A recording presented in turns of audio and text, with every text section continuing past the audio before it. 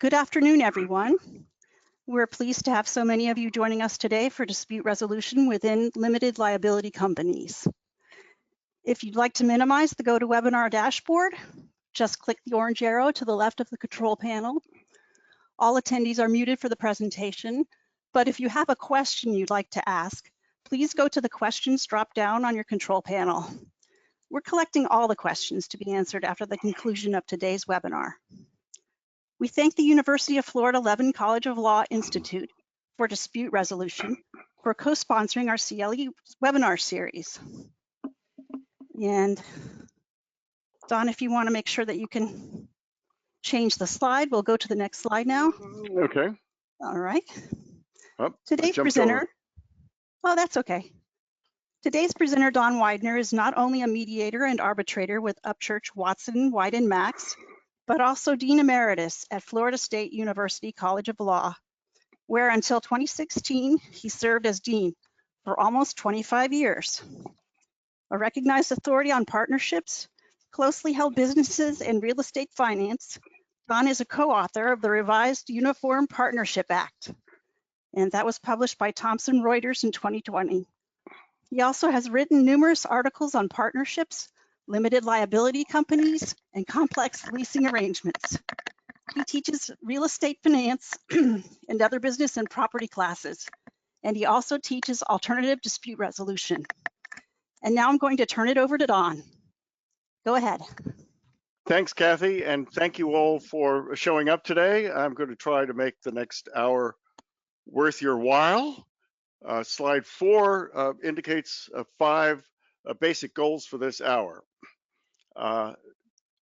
Point 1, the economic interests of members in LLCs are locked into their LLCs because they have no buyout rights and no liquidation rights unless they've specifically contracted for them.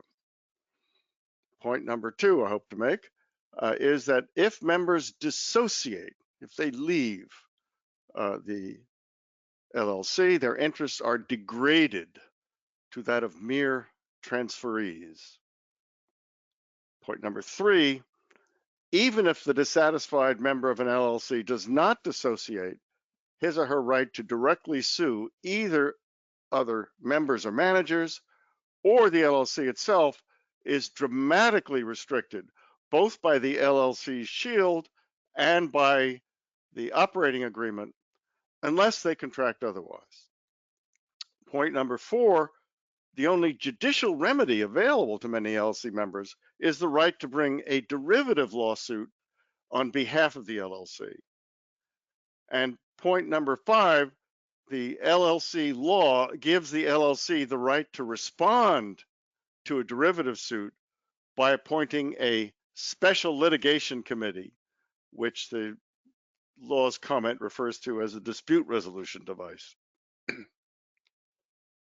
So what if you're unhappy and you're a founder or otherwise, a member of an LLC, and you say, I want out, I quit?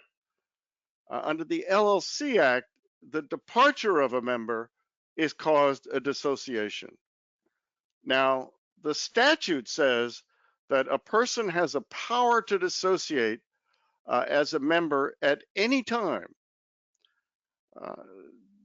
But dissociating doesn't get you very much. It certainly doesn't get you much in terms of an economic interest. You don't have a right either to be liquidated or out or to be bought out simply because you dissociate. Your interest in the firm may be trapped in the LLC until it dissolves. And I've got the article cited at the bottom of slide 5 that I just came out with last month in the Business Lawyer. And it basically says that a lot of the statutory default rules in the LLC Act are inappropriate for closely held businesses in the sense that some of them, particularly on this liquidation and buyout right, the absence thereof, is counterintuitive to many people who set up an LLC.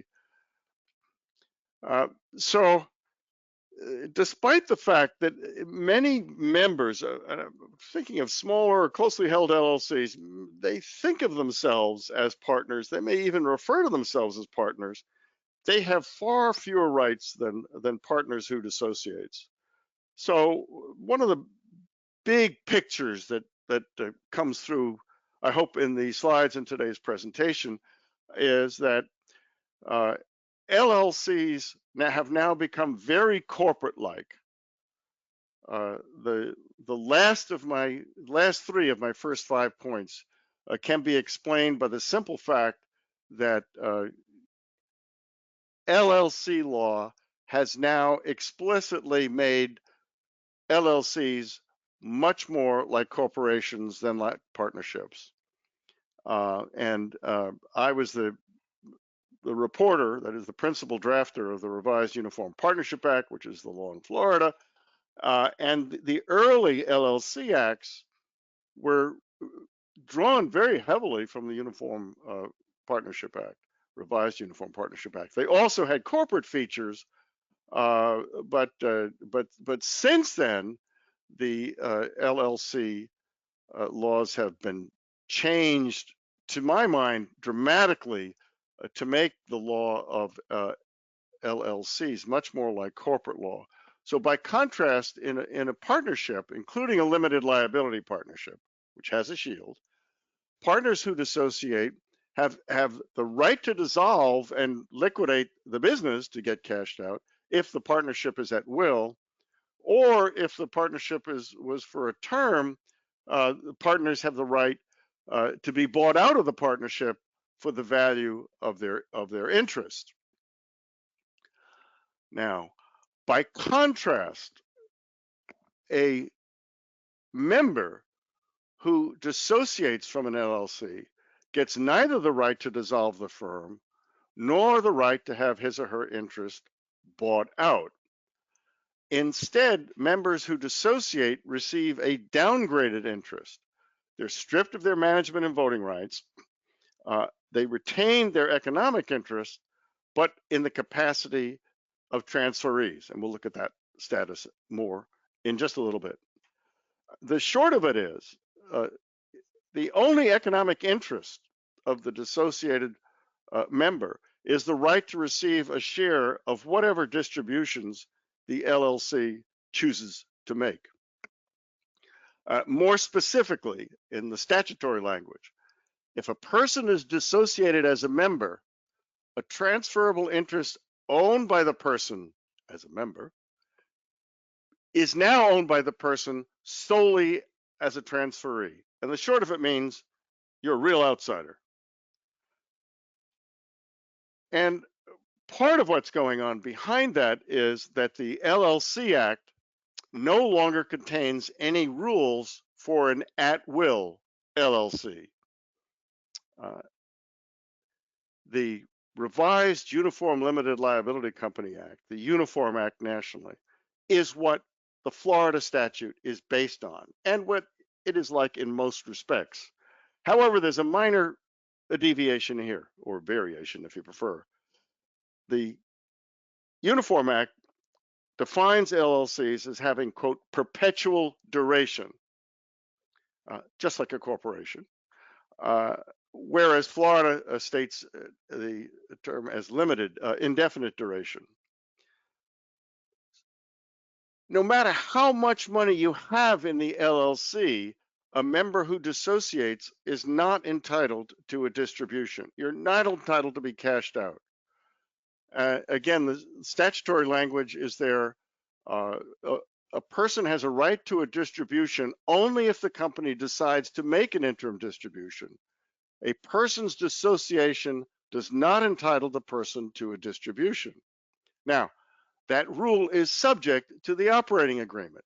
The operating agreement, of course, can provide for a distribution on a dissociation or for a buyout provision.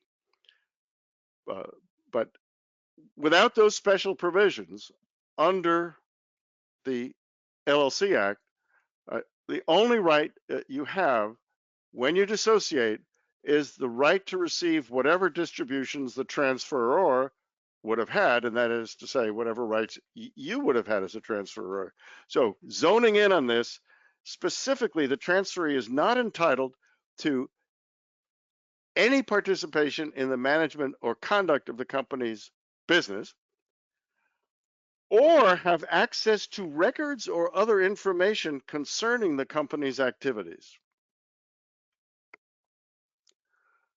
Specifically, may the LLC change its distribution policy in a way that gives a dissociated member smaller distributions than it received in the past.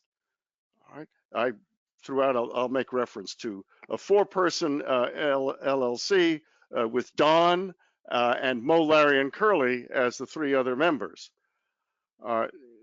Can I get out of the LLC and say, okay, I want to receive the $1,000 I've been receiving every year as a distribution? Can they change that distribution policy that had always existed and always give me $1,000 so that I no longer will get it? And the legislative history of the LLC Act very clearly says the law of LLCs on this point is intended to follow this Alaska Bauer case. And the Bauer case held that Mo, Larry, and Curly, their continuing LLC, they don't owe me even a duty of good faith in making distributions. More specifically, Bauer established that the firm has a right to change its distribution policy, even if the change hurts the transferee. And Bauer is significant because the partners, the continuing partners had consented to the assignment, and what they did was, when the transferee Bauer was scheduled by normal practice, at least by normal practice, was scheduled to receive $200,000, the partners decided to make a change, and they said, well, one of our group has been particularly meritorious, and we're going to give that one an $800,000 commission.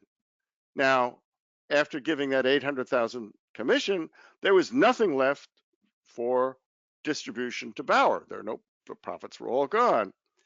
And the court said, as an assignee, Bauer was not entitled to require any information or account of partnership transactions or inspect the partnership books. Now, that's almost verbatim what we just saw in the LLC statute. There was a dissent in this case that said the majority opinion is outrageous because it leaves the transferee without remedy. The majority said that we won't even hold the continuing partners under a duty of good faith and fair dealing to assignees. And here's the particularly striking language, the second sentence, which I've underlined on slide 15. They say partners should be able to manage their partnership without regard for the concerns of an assignee who may have little interest in the partnership. So without regards to the concerns for the assignee is certainly striking language.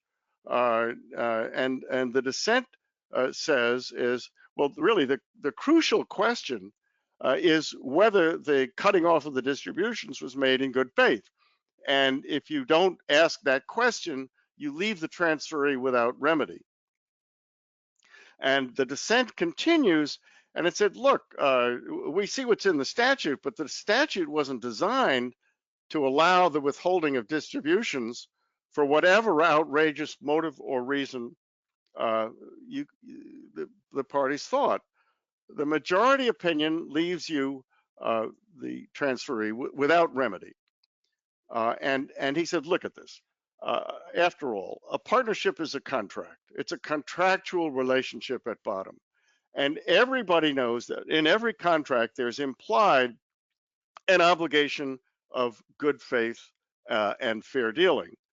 And in the case of a business, the good faith and fair dealing includes fair dealing in the trade, in the business. And it said, look, and that was part of the Assinor's contract right, was the right to rely on that covenant of good faith and fair dealing. And it's a question of fact.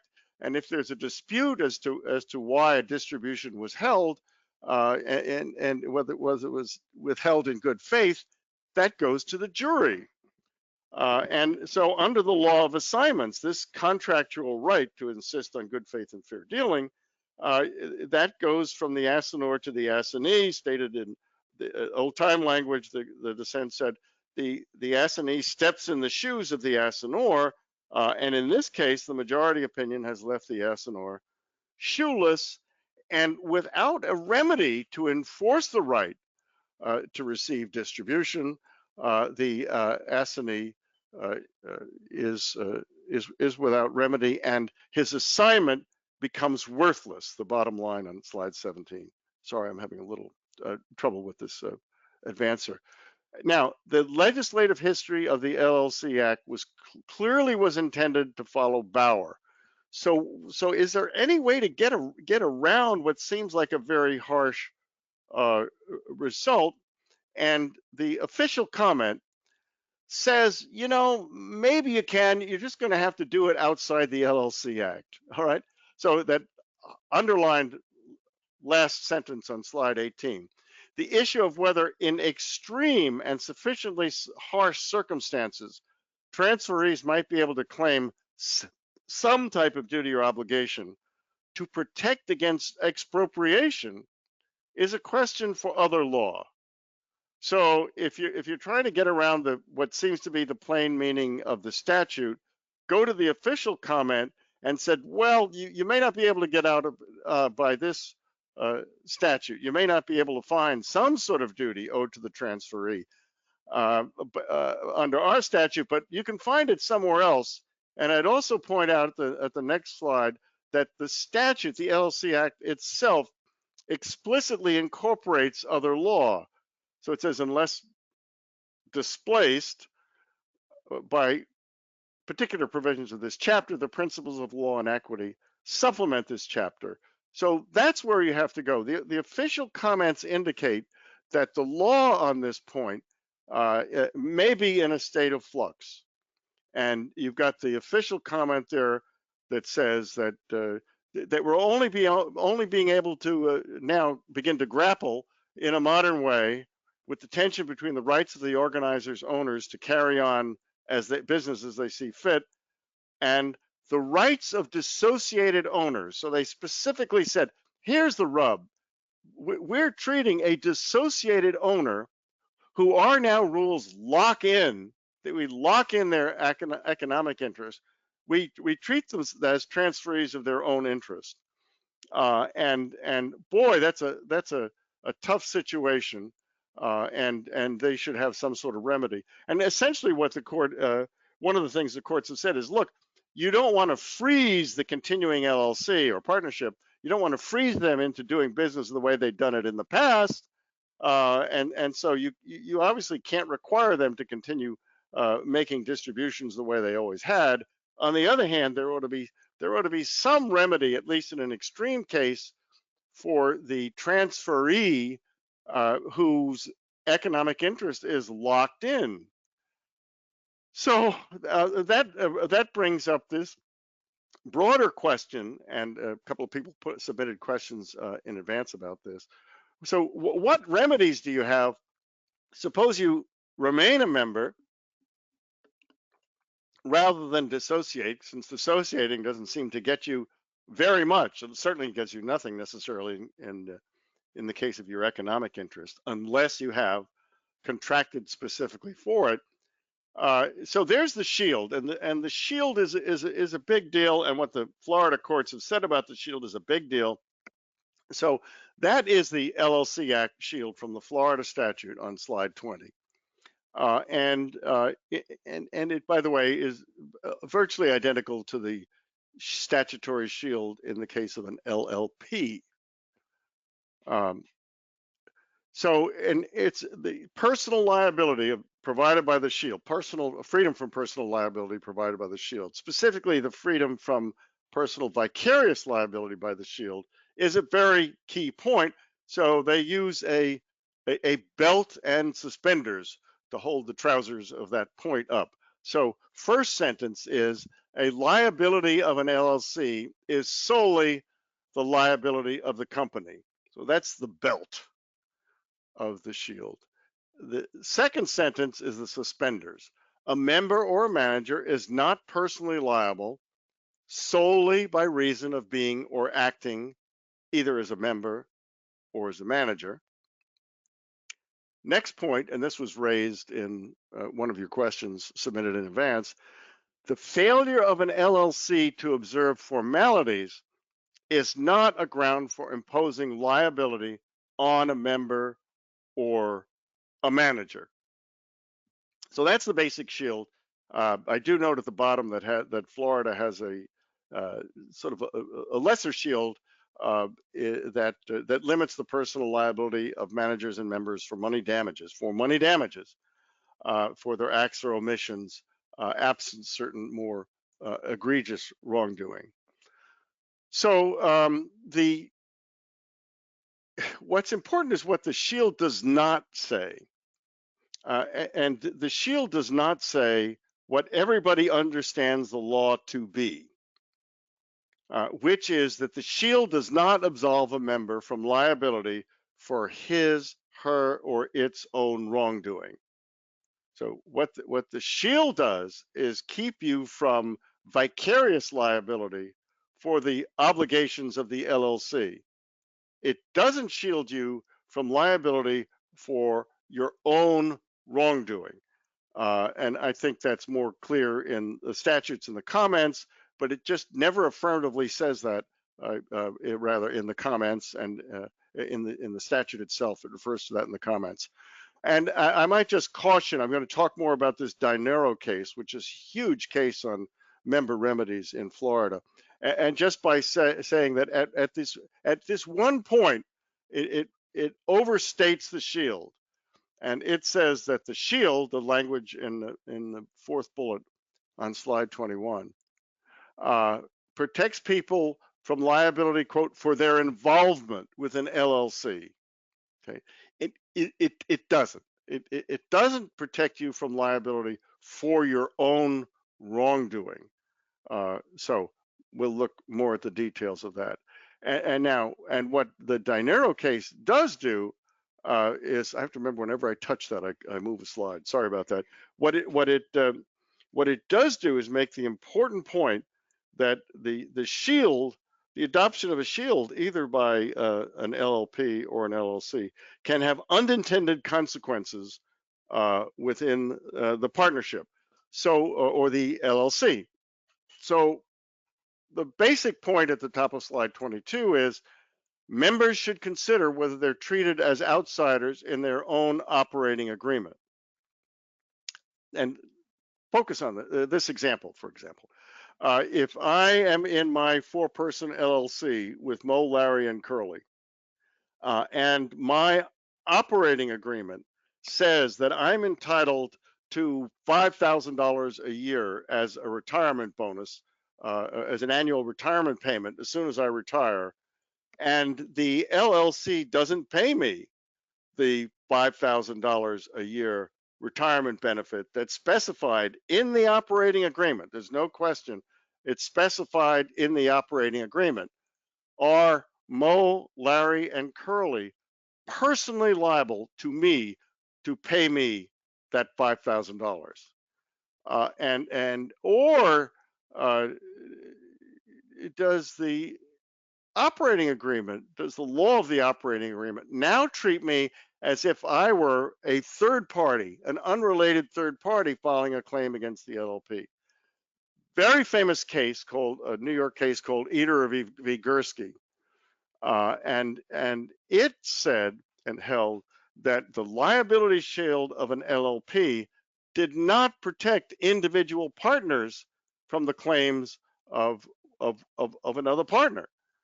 So the shield wouldn't protect Mo, Larry, and Curly from the claim that that I would make that they owed me $5,000 a year. So that case has been extremely controversial. We had an ABA Uniform Law Commission meeting and just yesterday, and it came up at that meeting. It's extremely controversial. Most people think it was incorrectly decided, and I think the general interpretation of LLC law is that it's incorrectly decided, that the LLC law is supposed to incorporate, as indeed was the limited partnership, does the General Partnership Act when it incorporates limited liability partnerships. It's supposed to be a full shield statute. I would point out New York never did adopt the revised Uniform Partnership Act, so it can be distinguished on that ground, if not on others. So the Florida courts have also said that the operating agreement itself also limits remedies for others. And first, I would note that the operating agreement is defined by statute as something that can be oral, implied, or any combination thereof. It can be written, part all, very, very wide open as to what constitutes an operating agreement. With the exception of the promise to contribute to the LLC, the statute specifically provides that an operating agreement is not subject to the statute of frauds. And so what happened? And this is fundamental to my Mo, Larry, and Curly hypothetical about them. Are they liable to me if the agreement says I get $5,000 a year and it doesn't come out of the LLC? The fundamental conception of the Uniform Act and of the Florida Act that Dinero embraces is that although in an ordinary commercial contract, it's axiomatic that each party to the contract has standing to sue another party for its breach, it's not the same in LLCs. Now, they never exactly explain why it's not the same in LLCs, and I think it's because they're begging the conclusion. All right. So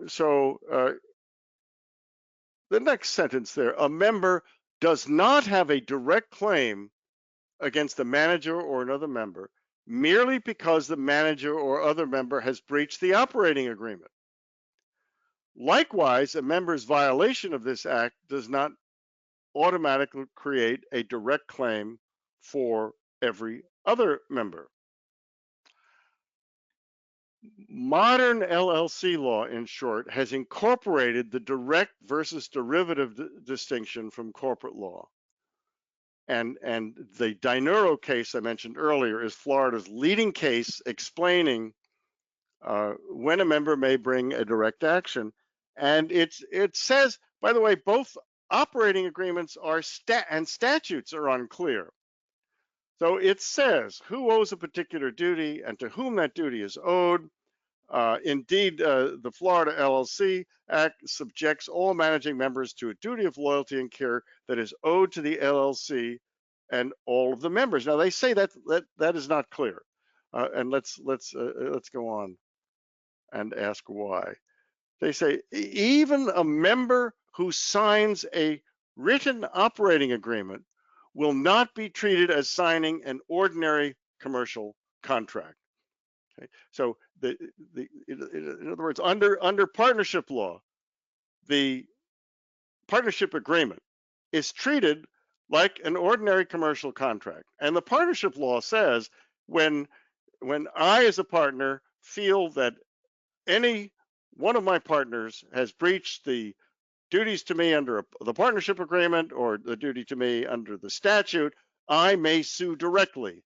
And the statute and its comments say, yeah, we're intended to eliminate procedural obstacles to the suit. So that is, we treat it like a normal commercial contract. Well, LLC law has changed things to say, no, not in LLCs. And so third full bullet down on slide 26, Dinero states a presumption that members who are not directly liable to one another for promises they make in the operating agreement. Okay? A presumption that Moe, Larry, and Curly are not directly liable to Don for promises they make in the operating agreement.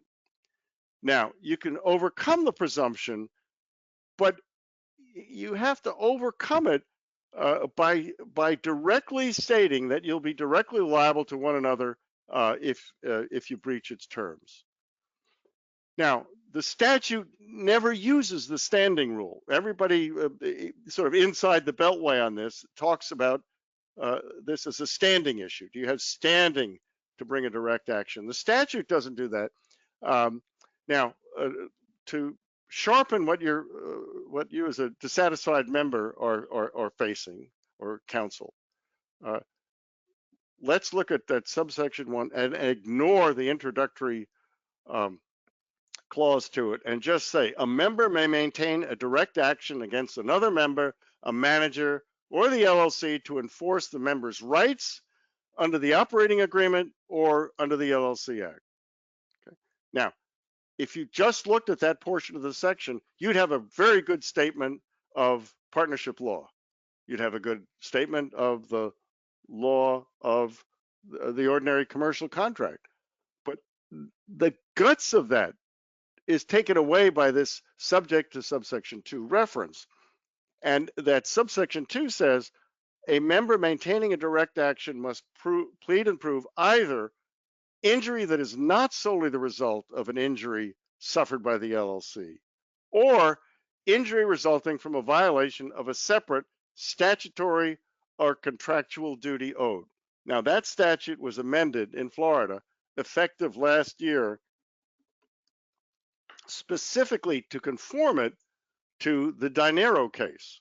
I'll talk about that a bit more in a minute, because this has turned out to be one of the most frequently litigated questions involving LLCs, whether a claim by a dissatisfied member can be brought as a direct action or only can be brought as a derivative action.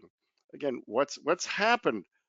The Limited Liability Company Acts have basically taken the machinery of applicable to General Motors, the corporate derivative action machinery, and they've applied it even to 2- and 3-person LLCs. And so people are getting surprised by this all the time. I've got an article cited at the bottom of that slide that I wrote on Florida's law.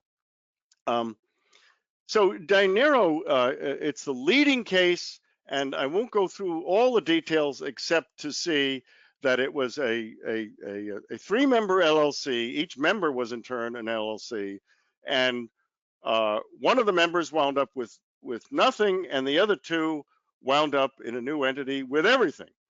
And he sued them directly, and Dinero said, "Oh no, you can't sue them directly." And so the third DCA took the case, and it said, "Oh my God, has this been a mess?" They don't say it's been a mess. They said, but there's been nearly a half a century of divergent case law. And so slide 30 is their way of boiling it down. And this says, here is the law in Florida. When can you bring a direct action? Only if there's both direct harm and there is a special injury to you, and that's separate and distinct from those sustained by the other members.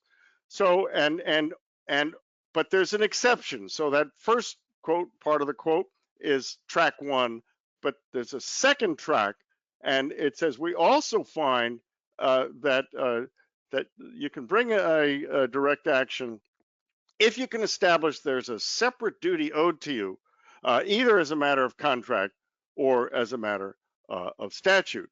And so the direct harm test, they say, considers whether the harm flows first to the company and only damages the shareholders due to the loss in value of the company, and hence their interest in it. And so the basic result of that test is this middle bullet It says a member cannot bring a direct action for damages against management on the theory that their alleged wrongdoing decreased the value of his or her stock. And I've also put on this next slide that Dinero has a particularly restrictive statement of the direct harm test. It said a member can only bring a direct suit if the damages are unrelated to the damages sustained by the company, and if the company would have no right to recover in its own action. And the third DCA stating that test, oh, it's a great test. We love it because all we have to do as court is look at whether the alleged wrongful conduct devalued the company as a whole, or was it directed specifically toward the individual plaintiff. So they said, yeah, this is a wonderfully simple test, but it says, you know, it can really create a lot of harm applying this test because what the strict direct harm approach, it says at the bottom of that quote, may be especially harsh in small company settings because minority members will not be able to recover personal money that is taken by an oppressive majority. So again, if you're deciding, if you have this internal dispute and you're deciding whether to just go directly to court, to mediate or arbitrate, you need to take some of these hurdles in mind. So Dinero said there was no direct harm, but we need to, so we don't need to find special injury because that's the special problem. But we're going to tell you what we mean by special injury. By special injury, test is going to require a plaintiff to demonstrate that he sustained a loss that is substantially different from those losses sustained by other members. And it said this is a nebulous test and it's difficult to apply, but it's our test. And so they said, okay, so that's route one, no recovery to Dinero under route one. And so then they looked at route two and they said, well, what about this duty test to route two? And they say, well, just you need to look at contract terms, including the operating agreement, and statutory terms to decide whether there was a duty owed to the particular member. So they first said there's a separate duty under the Act, and it said, you know, who knows? Look at the Act. And so that's the LLC Act quoted in the middle of slide 36. And it says, each manager of a manager-managed LLC and member of a member-managed LLC owes fiduciary duties of loyalty and care to the LLC and members of the LLC. Well, the court looks at that and says, well, that's not clear. We don't know, not on the basis of the statute, we don't know whether there's a separate duty owed, fiduciary duty owed to you. In cases like this, you know, the duty owed test may provide little guidance or can be interpreted either way. And maybe he could have brought a statutory fiduciary duty action. That maybe we would have found a separate duty owed on the basis of statute. But they say he abandoned it early in his litigation, and therefore we don't reach the issue. And so then they get to this contractual duty owed on the operating agreement. And again, it's this separate duty owed portion of the opinion that the legislature amended the statute to specifically incorporate. It said, we don't see anything in the agreement that says that members shall be directly liable to each other for breaches. Now, this is the presumption. Absent such a stipulation, right, that members shall be directly liable, that Mo, Larry, and Curly are going to be directly liable to me for a breach. We presume individual members are not liable for obligations or decisions of the LLC, as limited liability is one of the paramount reasons for forming an LLC. Now, I'm going to have to skip ahead with some of these slides because I want to look at the Special Litigation Committee at the end, but I do want to tell you about Strazula. And the short of it is subsequent Florida cases have said you've got to show conduct directed toward the individual plaintiff or that uniquely influences the individual plaintiff, even if the injury seems to be derivative of a more fundamental wrong to the entity. And so this is what you have to think, deciding whether to go forward as a plaintiff in a 2 or 3 or 4 person LLC. You have to think about what you're facing. this is an obstacle you're facing if you want to bring a direct action, as if you were a partner, right? So here you have this case. Individual shareholders allege that in a conversation they had following a shareholders meeting, right, over the table with the coffee and the tiny little stale danishes, they had an informal sidebar, and the director said basically the firm's assets were doing just well. They had a lot of good solid stocks and bonds in them, and so these two, rather these plaintiffs said, I think it was two of them, that as a result we didn't participate in an expiring buyback program. And what happened? And what happened? It turned out that the firm was loaded up with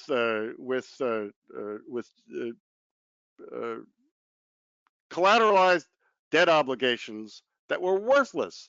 The firm just collapsed. It was part of the 2008 collapse.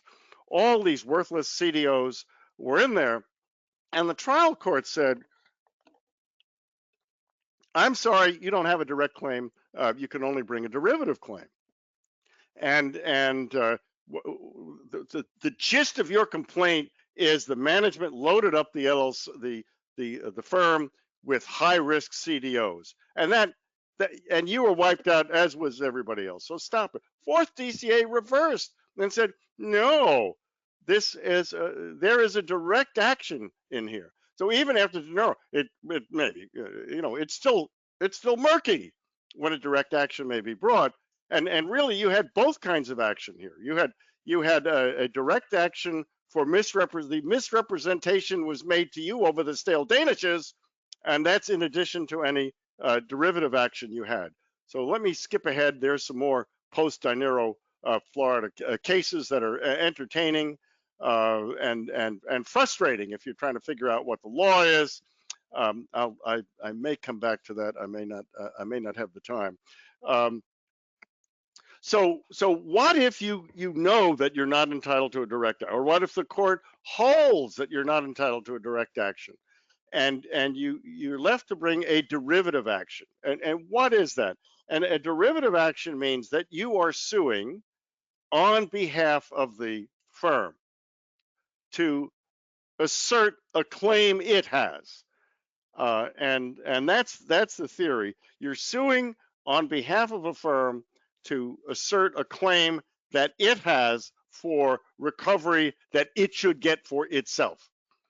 All right, and so the statute says, when can an individual member maintain a derivative action? And basically what it says is you have to first make a demand on the firm to take action, and if they fail to take action within 90 days, then you can maintain your direct action, derivative action. Or if a demand under the first section would be futile. So what that says is, the first part says, look, if this is the firm's claim, you need to give the firm a chance to bring it, and let the firm decide in its business judgment what to do with the claim, unless making that demand on the firm would be futile. So if I were trying to sue a derivatively Mo, Larry, and Curly for taking my LLC down the LLC, which I'm, let's say, a 1/4 member, down the toilet, I would say what I'm saying is the firm has a claim against Mo, Larry, and Curly for mismanagement, right? But they control the firm, so it's pointless to ask them to have the firm sue themselves. They're not going to do it. So in that case, the demand requirement is excused, and so now, if you want even the chance of bringing a derivative action, you can't dissociate. So don't dissociate. The dissociated members do not have a standing to bring a derivative action, and the statutory language makes that clear. In order to bring a derivative action, again, the statute doesn't use the word standing, but that's what everybody interprets it to mean. You have to be a member at the time the action is commenced, and have been a member when the allegedly bad conduct occurred. All right, so here's if the member goes ahead and files a derivative action, you can see that's why people want to go to mediation or even arbitration instead of slogging their way through all this. So if a member does file a derivative action, the firm has a right to respond by appointing what's called a special litigation committee. And again, this is a device that's borrowed from corporate law. So what does the committee do? The idea is that a special litigation committee will be appointed by the firm and empowered infused with the firm's authority to use its best business judgment to decide what to do with the claim. And so if the derivative action has started, so the SLC will then go to the court and say, Your Honor, we've been appointed, and you should stay the derivative lawsuit while we have a time to investigate the claims and to make our recommendation. Now, unlike the Uniform Act, the statute doesn't say the court must stay the derivative action, but it says it may stay the derivative action long enough to let the SLC do its work. And the statute says this is your ADR mechanism, and SLC can serve as an ADR mechanism, among other things. And it must be composed by one or more disinterested and independent individuals who may be members. So you can have a one-person SLC. That person does not have to be a member. So it is different than the corporate area, which traditionally when the corporation appoints an SLC, it appoints two or three people to come on the board so that they can then be appointed as board members to the SLC.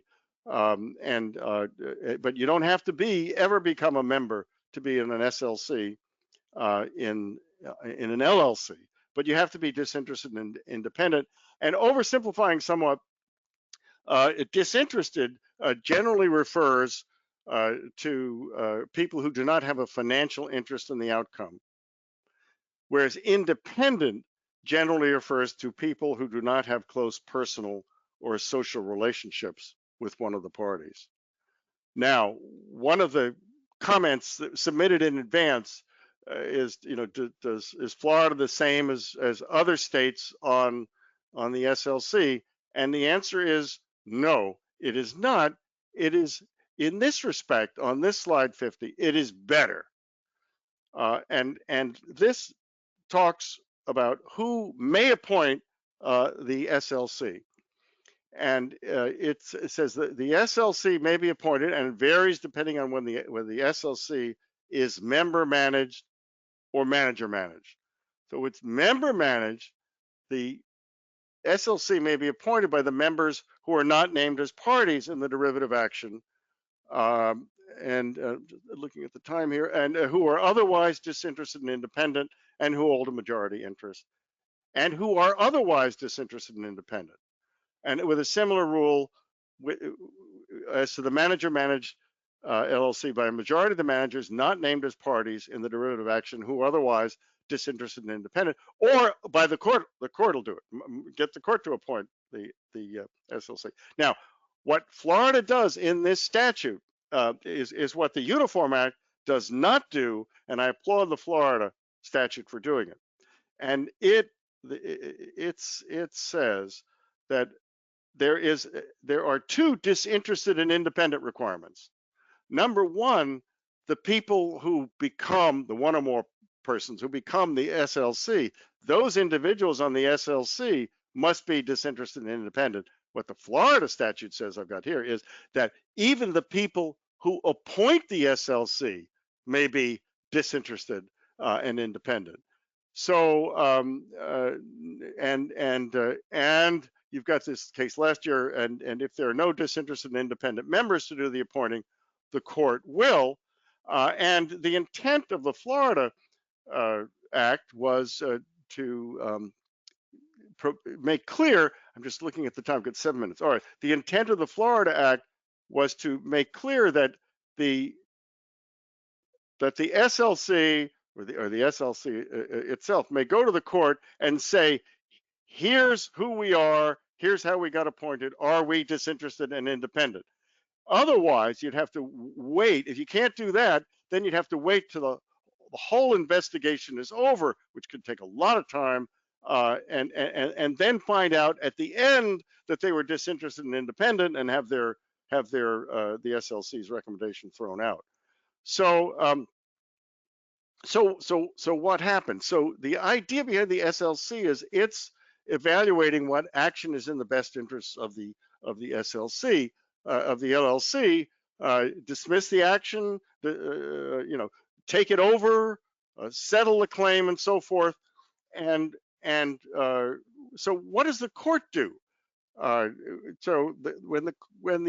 say the SLC, Moe, Larry, and Curl, the SLC continuing under with Moe, Larry, and Curl as control. Let's suppose it says discontinue the action. The court has to determine whether the committee members were disinterested and independent, and whether the committee conducted its investigation and made its recommendation in good faith, independently, with reasonable care. Now, here again, answering that question that was put in, Florida is different because the Uniform Act says if those requirements are met, the court shall enforce, right? The court must enforce the determination of the SLC. Florida says no, the court may enforce it, all right? Now, the court has discretion to adopt it and modify it. Now, that raises the larger question I'm going to conclude on. How do you review? How do you talk about the standard of review of the work of SLCs? And at the extreme, there are two standards. There's a more lenient. You know, there's about 5 minutes, I know, but I just thought I would jump in and make sure. Okay, all right, good. And I'll get through this, I hope, real quickly. Auerbach in New York has a more lenient standard, and it essentially treats the SLC as exercising the business judgment of the full board of directors and defers to it. By contrast, the Delaware case of Zapata has a more strict standard, and it gives the work of the SLC more careful review if the claims concern the wrongdoing of insiders. And it announced a two-step review. The first part was the New York, the Auerbach rule. It said, evaluate the recommendation of the SLC under the normal, highly deferential business judgment rule. However, Zapata also said the court may then apply its own business judgment to the work of the SLC. So I lost my clicker there. Sorry about that. And some people said that's crazy. What is the court talking about? It's business judgment. Even one of the subsequent Delaware cases, yeah, we're judges, we're government employees, we come to work in black robes, we don't have business judgment. But nevertheless, over time, everybody says, well, what it means is strict scrutiny. And you've got that Florida federal district court case basically saying, we think Florida just might follow Zapata. And why is that important? Because empirical evidence suggests that cases are more likely to settle at higher value under the closer review of Delaware law, right? If the courts are going to carefully look at the SLCs, the entity, continuing entity, is less likely to settle. I'll use Oracle. Oracle looks at the SLC member. It closely scrutinizes the independence of an SLC case. And it's a great legal gossip case in that Oracle obviously involves one of the hottest high-tech corporations in the world. It involves Larry Ellison, who was named a derivative defendant, one of the richest people in the world, and it involves a board that made two Stanford professors, one law school professor and one business professor, appointed them to the board of directors and then immediately appointed them to be members of the SLC, and they came in with their result and their recommendation, and the court tossed them, and they said, wait a minute, you're not independent, and they said, well, you're faculty, they said, well, we're tenured professors. Of course we're independent. And they said, no, you're professors at Stanford University, and Oracle and one of the richest corporations in the world, and Ellison and other people in Oracle give an awful lot of money and to Stanford and hire an awful lot of their people and so forth. And they said, well, we're not part of the money raising apparatus. We're not the deans. We're not evaluated based on money is raised, and we are really independent. And they said, no, it's not enough that you're free from the domination and control of the interested parties, and it's not enough that you don't have any economic interest. You have a personal involvement that would cause you to think not only of the best interests of the firm, but of your own personal relationships. And that may not bias you one way or the other, but it's going to make you hesitate to decide. And so you're not disinterested and independent. And finally, I would say, and so if you apply that test, that tends to into either a Auerbach formulation or a Zapata formulation, tends to bring the two together, I think. So lastly, finally, Delaware says, well, that's how we're going to apply this stuff to LLCs, right, and to SLCs and LLCs. And what this Obed case says is Zapata is still good law. We think about it as enhanced scrutiny, but it's still good law. And so what there's so many holes in the law, we can't understand these things. And like the De Niro case was saying, who knows what some of these things mean. And so Obed says that any gaps in the operating agreement or in the LLC statute will be filled in by the presumptive intent of the members, which in turn will be inferred by analogies based on the structure of the particular SLC. So the short of it is, if you have structured your LLC to look just like a corporation, if you have a board of directors that appoints officers and has annual unit holder meetings, and we are going to infer that you meant by that to apply corporate law to this when in doubt. On the other hand, if you have a very informal agreement among yourselves, if your owner, managers, employees, and so forth, and you're operating very informally, you look more like a partnership. And so in that case, we're going to look to partnership law to fill in the blanks. And I think that's very important, because I think my business lawyer article, one of the things that's gotten lost in this is the presumptive intent of the small group of people who set up an LLC. And the short of it is, if you don't have any written agreement yourself and can't prove an oral agreement, the agreement will be what the statute provides. And the statute now more than ever provides for a corporate model that includes the machinery of derivative litigation. And I think that that many small business people did not have their intent when they simply filed their for their shield by setting up the LLC, and people who want much more corporate-like, more elaborate ones can provide in their operating agreement. Have I brought that in just right, Kathy? I'm just about to lose my voice, so I hope so. Yes, it was all great, and I'm going to go ahead and give the CLE information now. All right, thank you. There we go. If you're a Florida attorney, please jot down the Florida Bar course number so that you can post your CLE credit online. It is 2100600N as in Nancy. Again, that's 2100600N as in Nancy. We are building our webinar schedule for the remainder of 2021. Please watch your inbox for news about our future programs. beginning with Mathematics of Zero-Sum Negotiations Through the Looking Glass on March 17th. And if you'll note the contact info on this final slide, that's how you can get in touch with Dawn or with me, and we will send a follow-up email in 2 days with additional information and a link to this whole PDF, because a lot of people have been asking for it. So thank you very much for attending. We've had about 145 to 150 with us online for the whole time, so hope you enjoyed it. Great, Thanks, and thank Dawn. you, Kathleen. Yeah, thank you. You've been great. Bye-bye, all. Thank you all for attending. And I'll see some of you on email.